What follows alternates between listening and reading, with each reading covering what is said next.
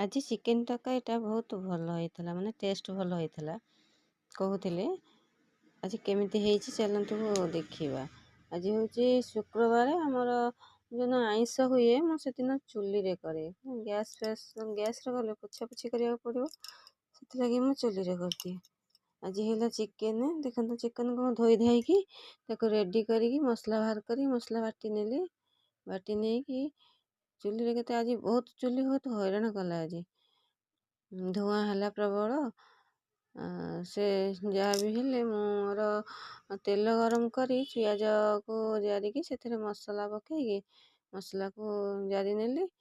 ତାପରେ ସେଥିରେ ଟିକେ ଟମାଟର ଦେଇଦେଲି, ଅଳ୍ପ ଗୋଟେ ଛୋଟ ଟମାଟର ତାକୁ କଷି ନେଲି। କଷି ନେଲା ପରେ ତାପରେ କ'ଣ କଲି ନା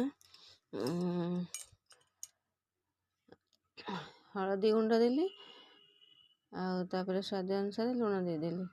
ତୁମେ ଯେତେ ଯାହା ଅଲଗାରେ ରୋଷେଇ କର ନା କାହିଁକି, ଚୁଲିର ଟେଷ୍ଟଟା ବହୁତ ଭଲ। କିନ୍ତୁ ଆଜି ଭଲ ଚିକେନ୍ ତରକାରୀଟା ଭଲ ଟେଷ୍ଟ ହେଇଥିଲା, ଚୁଲି ସକାଶେ ଭଲ।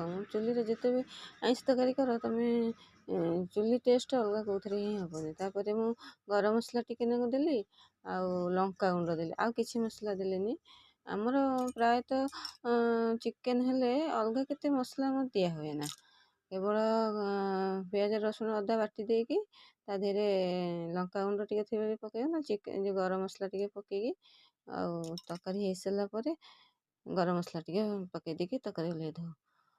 ଚିକେନ୍କୁ କ'ଣ କଲି ନା ଧୋଇକି ଯେଉଁ ଥୋଇଥିଲେ ପାଣି ଥିଲା ତାକୁ ନିଗାଡ଼ିକି ଅଲଗା ଜାଗାକୁ କାଢ଼ିକି ମସଲା କଷା ହେଇଥିଲା ତା ଦେହରେ ଚିକେନ୍ ପକେଇଦେଲି। ଚିକେନ୍ ପକେଇକି ଚିକେନ୍କୁ 10 ମିନିଟ୍ ଖଣ୍ଡେ କଷିଲି।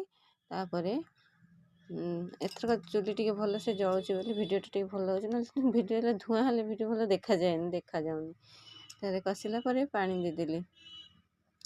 କିଛି ସମୟ ଗଲା ପରେ, କିଛି ସମୟ କ'ଣ 10, 15, 20 ମିନିଟ୍ ଖଣ୍ଡେ ବସିଲା।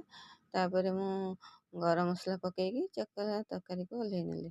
ଦେଖନ୍ତୁ ତରକାରୀ କେତେ ଲାଲ ଲାଲ ପୁରା ହେଇଛି।